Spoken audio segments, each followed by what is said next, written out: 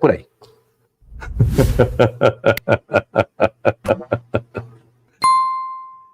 Vamos lá, continuo, senhores. Calma que ainda tem muita aula ainda. Preste atenção, gente. Vou fechar o chat novamente aqui, senão vocês não prestam atenção que eu sei. Aí eu vou fechar, quando fizer uma pergunta, eu abro novamente, que aí vocês vão prestar atenção na minha pergunta e vão me responder aí no chat. Mas se eu deixar o chat aberto, vocês vão tretar entre vocês, não vão prestar atenção na aula, então vou fechar novamente, tá? Vamos lá? Continuo. Paralelismo membrório. Isso que eu fiz aqui, que está em Eclesiastes, chama de paralelismo membrório. Paralelismo membrório se trata de um recurso empregado mais na poesia do que na prosa. Quer dizer, tem gente aí dizendo, se não tiver paralelismo membrório não é poesia. Não sei de onde tirou que paralelismo membrório só existe em poesia e em prosa, não. Muito mais existe o paralelismo sintético, antitético e sinônico na poesia. Isso não quer dizer que não existe na prosa. Tem que tomar cuidado, viu, meu filhinho? Cuidado, tá? Entretanto, a expressão eu formo a luz e crio as trevas, eu faço a paz e crio o mal, isso é um paralelismo. Qual o nome desse paralelismo? Paralelismo membrório, sendo aqui, no versículo, paralelismo antitético, que é onde faz o contraste. Coloca em paralelo, paralelamente, antitético, é o contrário. Luz, trevas, tá? Sal, açúcar, preto, branco, Deus, o capeta, amor e o ódio, paralelismo antitético, que nós chamamos disso de dualismo, que é onde nós entraremos no contexto. Sendo aqui o versículo paralelismo antitético, que sua função é apresentar um sentido contrário da primeira frase.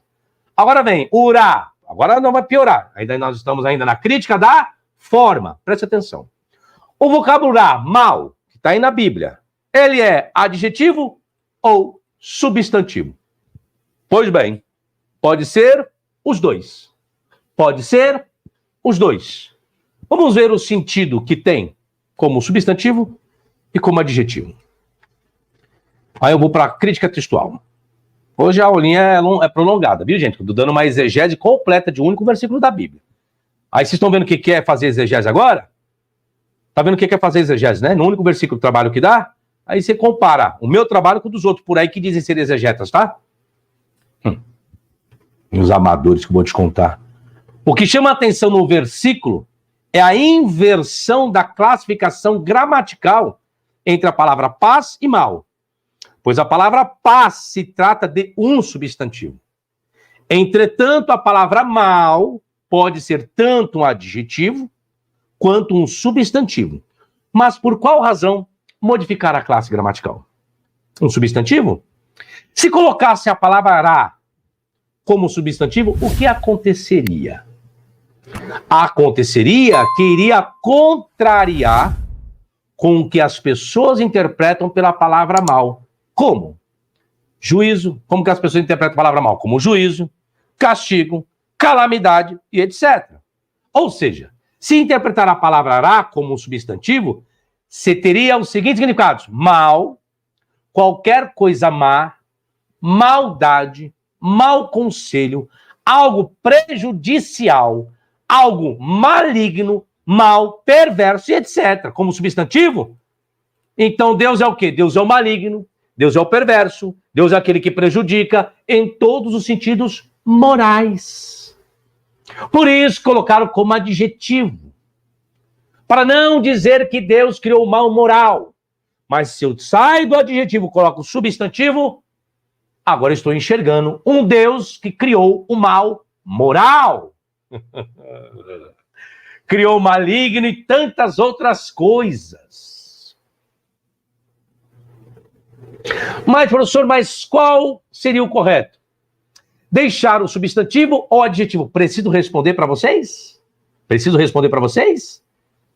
Se eu teria que fazer uso do vocábulo ra como adjetivo ou como substantivo? Estou na crítica da forma. Responde aí para mim. Agora, vocês vão me responder. Até o que eu ensinei até aqui agora. Dentro da crítica da forma, lembra que eu peguei o versículo 1º, 2º, 3º, 4, 5, 6, 7? Vamos lá. A palavra ra, que significa mal em hebraico, eu tenho que ter ela, a palavra original, a palavra que o escritor quis colocar no texto, originalmente. A palavra mal é como adjetivo ou como substantivo? Procurar estabelecer o que viria a ser o texto original dentro de uma possibilidade. Pois existem muitas variantes textuais, eu vou explicar tudo isso, que pode modificar a essência de um versículo, ou até mesmo um capítulo por completo. Mas será que o versículo foi adulterado? Será que a crítica textual consegue saber qual vocábulo foi adulterado? Sim, consegue. Deixa eu explicar isso. O que acontece? O que são as variantes textuais? São as palavras que existem, exemplo, é que infelizmente as bíblias em português, elas não são bíblias exegéticas, mas algumas, como a Bíblia de Jerusalém, nem sei onde está a minha aqui, ou algumas bíblias de estudo, diz que existem variantes. O que são variantes? São palavras que variam. São palavras que elas estão embaixo, numa nota de rodapé, e que essas palavras podem estar num lugar lá no texto.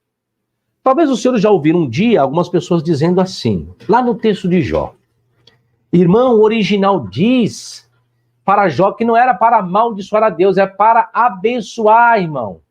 Essa palavra original é abençoar, não é amaldiçoar. Errado. Errado? É. Aí isso é uma variante. Como assim, professor? Existe uma palavra no corpo do texto, no corpo, tem uma palavra no corpo, e tem uma palavra que ela pode substituir essa palavra no corpo, que fica no rodapé. Mas por que aquela palavra está no rodapé?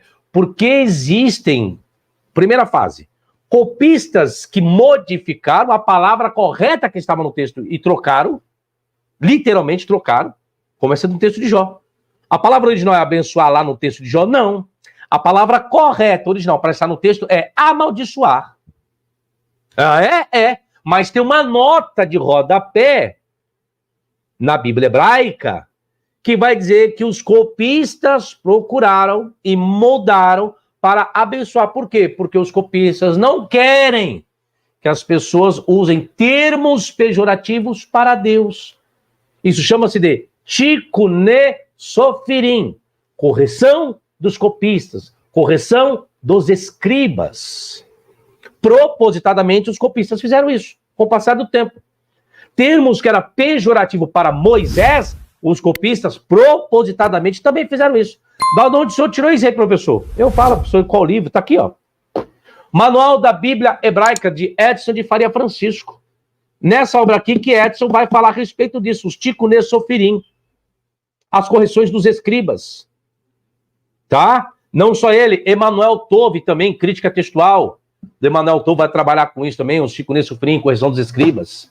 Qualquer livro de manual de exegese como esse manual de exegese, metodologia do Novo Testamento como esse, metodologia do Antigo Testamento como esse, e tem um monte de obras, outras obras, que vai falar sobre isso, o meu manual de exegese também, eu falo sobre isso, Tikkun Sofirim, no meu manual de exegese, enfim.